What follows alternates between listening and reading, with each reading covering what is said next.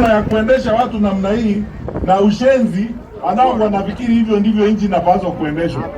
Wakenya hawawezi kukubali maneno kama haya, na tusiharibu nchi yetu kwa sababu ya siasa duni na mambo ya pesa na upumbavu kama huo. Hatuwezi kufanya unajaribu kuwa viongozi alafu unasema walikuwa na stage management. Waache hii maneno kabisa. Basi mimi ni rafiki yangu sana, wacha awasalimie pia. Alafu nimuite mheshimiwa anatembea, tumalize na mheshimiwa Karua. Haya. Mheshimiwa Awanjambi ndugu yangu. Mimi nitasema tu mawili. La kwanza ni kuhusu Ruto. Huu uchaguzi ni dry run. Dry run ni practice for the main race.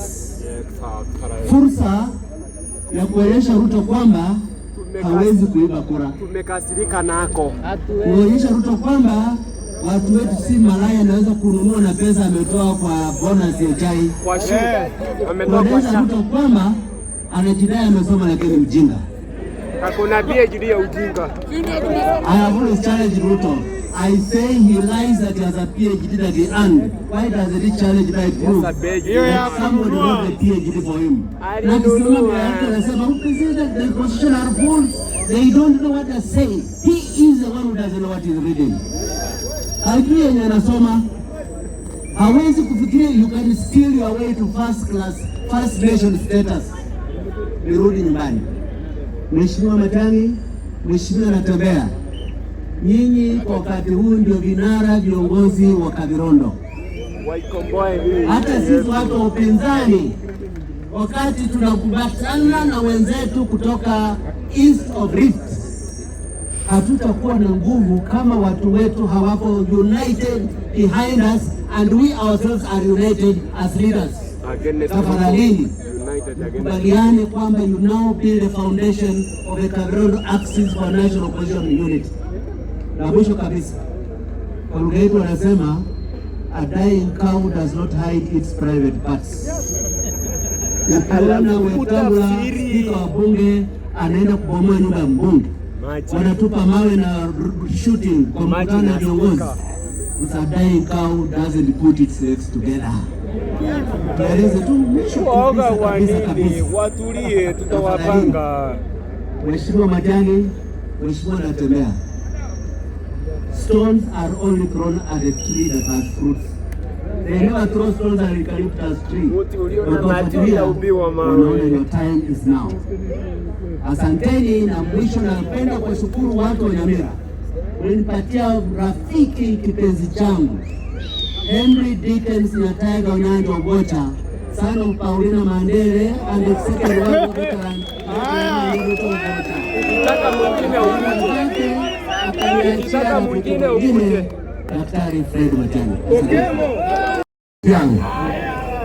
Ninakuja hapa kwa hiyo heshima kwa sababu Mheshimiwa Matiang'i alipotangaza kwamba anataka kuwa rais, and because we know each other for many years, tukapanga mkutano wa masaa 4, wanaume wawili kwa room yenye tulifunga. Usiulize tulifanya nini, uulize tulisema nini.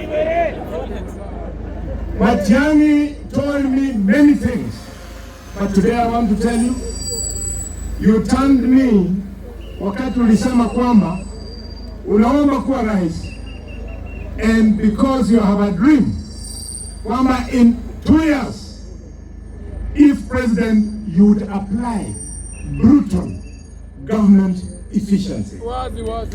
Asante. Those were his words.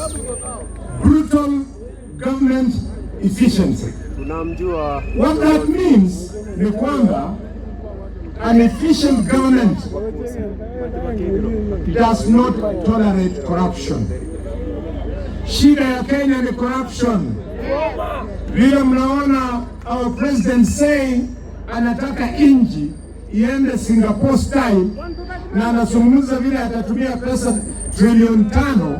Hajui shida ya kwenda huko sio pesa.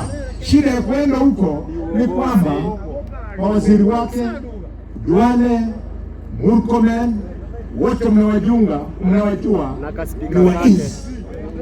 pesa ya kutupeleka huko wanakula.